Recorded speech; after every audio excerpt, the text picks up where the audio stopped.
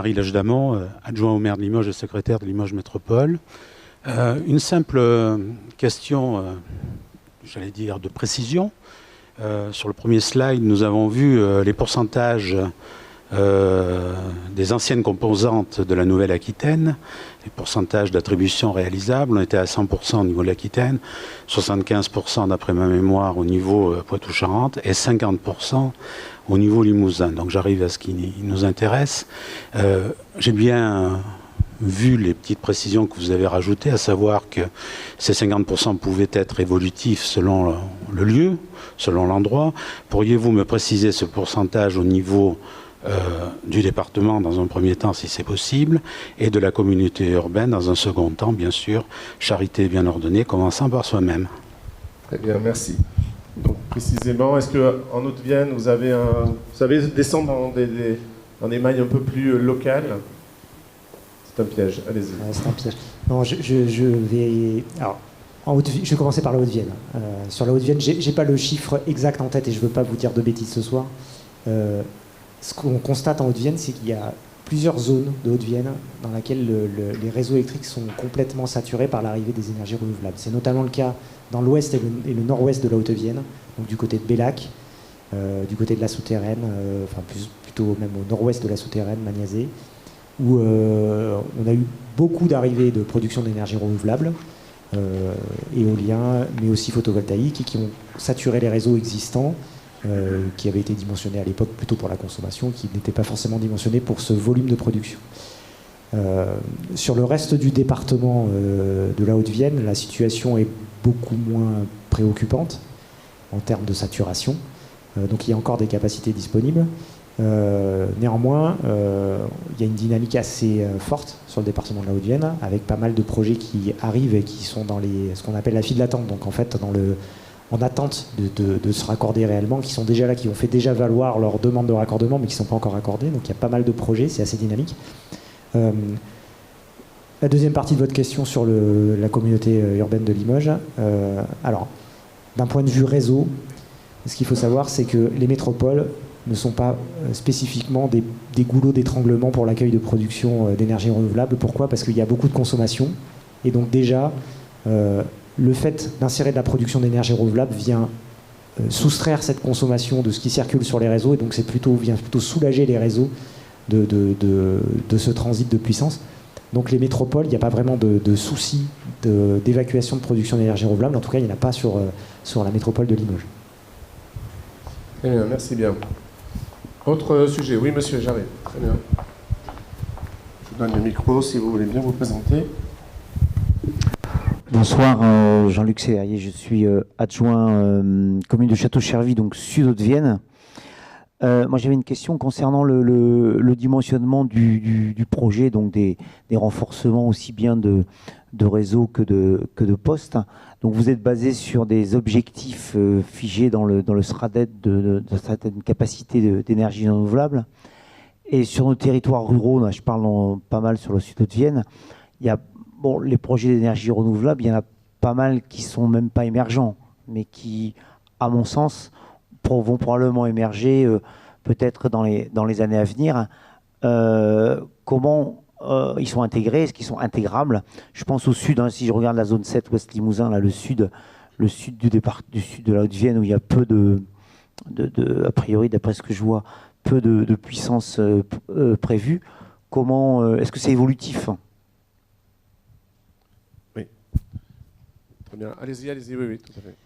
Alors, vous avez dit en introduction de votre question que nous étions basés sur des objectifs figés. Alors, les objectifs absolus à l'horizon 2030, ils sont peut-être figés, c'est un chiffre 13,6 gigawatts. Par contre, le S3RNR, c'est tout sauf un schéma qui est figé. C'est un schéma qui est complètement adaptable parce qu'on sait très bien qu'à un horizon de 10 ans, il est très compliqué de se projeter et d'avoir des certitudes sur le où et combien de puissance d'énergie renouvelable vont venir. Donc le S3RNR, réglementairement, il dispose de plusieurs mécanismes qui permettent de le modifier et d'aller mettre de la capacité là où initialement on n'en avait peut-être pas prévu. À titre d'exemple, les 3 S3RNR qui sont aujourd'hui en vigueur dans la région de Nouvelle-Aquitaine, ils ont fait l'objet depuis 2014-2015, date à laquelle ils ont été publiés, de près de 200 transferts de capacité réservée. Donc un transfert de capacité réservée, c'est on avait prévu de la capacité réservée dans un poste de la région, et il se trouve que quelques années après, ce n'est pas sur ce poste que vient un projet d'énergie renouvelable, mais sur un autre poste où on n'avait pas prévu assez de capacité réservée. Et bien, on a la possibilité de prendre de la capacité sur un poste et de l'amener sur cet autre poste. On peut faire la même chose avec des investissements. Et si ça ne suffit pas, parce que ça on le fait si la capacité technique du réseau le permet, si ça ne suffit pas, on a un moyen, une possibilité d'adapter le réseau, c'est-à-dire de faire d'ajouter des investissements, par exemple, à certains endroits, pour augmenter la capacité des réseaux et pour pouvoir accueillir plus d'énergie renouvelable. Donc le schéma n'est pas figé, il faut vraiment avoir ça en tête. Très bien, merci. Le Sud de Vienne n'est pas oublié non plus. Alors, allez-y monsieur, je vous donne le micro. Oui, bonjour, Cyril Bruni, Limoges Métropole. Vous avez présenté un ratio financier donc au mégawatt, donc ce qui correspond, si j'ai bien compris, au coût de mégawatt prévu dans le SRADET, qui relèvera de l'adaptation des réseaux. C'est un coût régional. Comment se positionne la région Nouvelle-Aquitaine par rapport aux autres régions? Et donc, si j'ai bien compris aussi, c'est donc une péréquation régionale et pas nationale. Absolument, oui. Précisez bien cette fameuse quote-part. Oui, alors sur ce sujet, dans le cadre réglementaire des schémas régionaux, ils ont été établis à la maille des régions. C'est pour ça que d'ailleurs les premiers avaient été faits à la maille des 21, je ne sais pas s'il y en a en Corse, enfin des régions, des ex-régions, et désormais ils sont faits à la maille de chacune des nouvelles régions. Donc la quote-part est potentiellement différente d'une région à l'autre.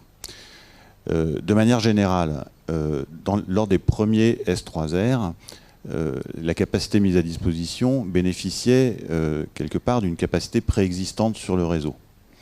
Et si bien que les quotes-parts pouvaient être variables selon les régions et étaient dans l'ensemble moins élevées que les analyses qui sont menées aujourd'hui sur la révision des S3R dans chacune des nouvelles régions. Aujourd'hui, dans la mesure où les S3R sont saturés, on peut dire que quasiment systématiquement, les nouvelles capacités nécessitent un regard des investissements, des adaptations et investissements. Si bien qu'à l'échelle de la France, on retrouve de manière plus homogène que par le passé une quote-part relativement plus élevée que dans le premier exercice, mais qui peut présenter là encore quelques variations d'une région à l'autre. Alors en l'occurrence, la Nouvelle-Aquitaine, qui est toujours précurseur, est le deuxième S3R que nous mettons en œuvre, et donc on n'a pas encore la totalité des autres quotes-parts. Mais il y a un mouvement général donc, vers cet ordre de grandeur-là pour l'ensemble des régions françaises. Émilie Rabeteau, déléguée énergie-climat au parc naturel régional Périgord-Limousin.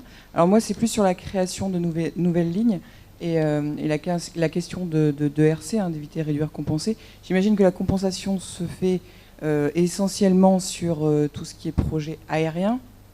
Et deuxième question, est-ce que vous avez déjà identifié dans le cadre de ces peut-être futures compensations des partenaires ou des conventions ou des acteurs avec lesquels vous pourriez éventuellement travailler pour faire de bonnes compensations? Le premier élément qu'a présenté Olivier tout à l'heure, c'est de dire que dans le cadre du schéma, on a pris en compte très tôt la dimension environnementale, puisqu'on a accompagné les études techniques de la partie évaluation environnementale. Et donc ça, on va en parler dans la table ronde environnement.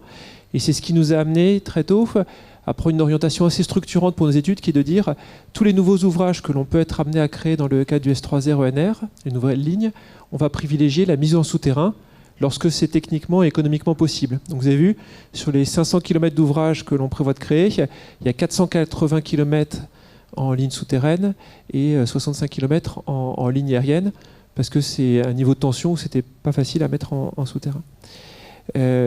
Donc aujourd'hui, j'ai envie de dire, au stade du schéma, du S3R ENR, on est plutôt à réfléchir comment est-ce qu'on peut éviter, limiter nos impacts, et c'est un petit peu comme ça que ça s'est traduit.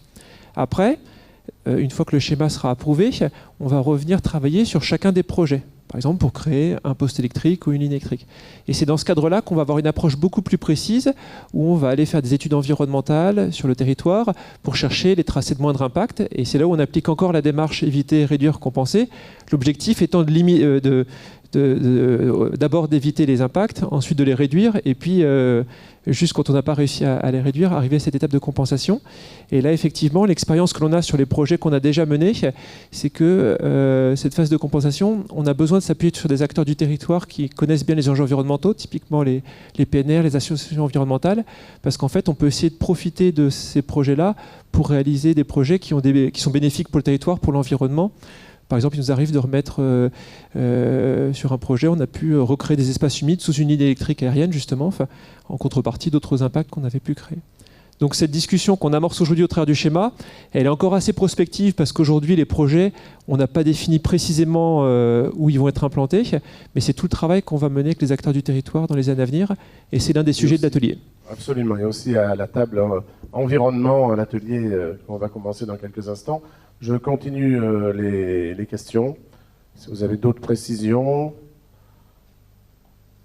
n'hésitez pas, profitez-en tant que vous avez toute la direction de RTE sous les yeux. Monsieur, vous vouliez reprendre la parole, je crois, reposer une question, mais allez-y, allez-y. Non, c'était juste par rapport à la question précédente, donc de bien confirmer de péréquation nationale. On est bien sur la péréquation régionale. Voilà, les 79 000, euros, c'est au mégawatt en région Nouvelle-Aquitaine pour tout producteur qui s'installera là en région Nouvelle-Aquitaine. Effectivement, c'est bien sur la région Nouvelle-Aquitaine.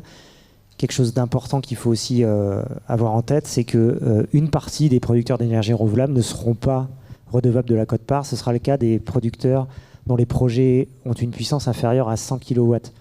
100 kW, pour donner un ordre de grandeur, c'est une toiture photovoltaïque de 1000 m². C'est un gros hangar déjà. Donc ces projets-là ne payent pas la quote-part. La quote-part est couverte par les gestionnaires de réseau. En fait. Comment vous avez fixé les puissances par carré de 20 km? Parce qu'en regardant la carte à côté de chez nous, j'ai pas du tout l'impression que ça corresponde. C'est intéressant. Alors, donc il aurait fallu aller voir l'agglo de Guéret peut-être pour avoir plus de précision. Oui, comment? En effet, c'est des carrés de 20 km par 20 km.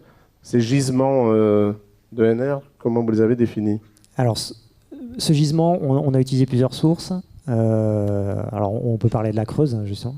Donc, une des sources, c'est d'aller rencontrer les syndicats départementaux d'énergie, qui ont une vision, eux, au travers notamment de l'accompagnement qu'ils font des collectivités locales qui élaborent un PCAET, un plan climat-énergie territorial. Ils ont la vision des ambitions ENR portées par chaque territoire qu'ils couvrent. Donc ça, c'est la première vision qu'on a pu récupérer. On a croisé cette vision aussi avec un recensement qu'on a fait auprès des fédérations de producteurs d'énergie renouvelable, qui ont interrogé leurs adhérents, donc toute filière d'énergie renouvelable. Hein. Ils ont interrogé leurs adhérents et ils ont fait remonter, alors eux, des embryons de projets qu'ils avaient, enfin des visions qu'ils avaient de développement de projets sur certaines parties du territoire. Et donc en croisant ces deux sources, c'est comme ça qu'on est arrivé à ces carrés de 20 km de côté.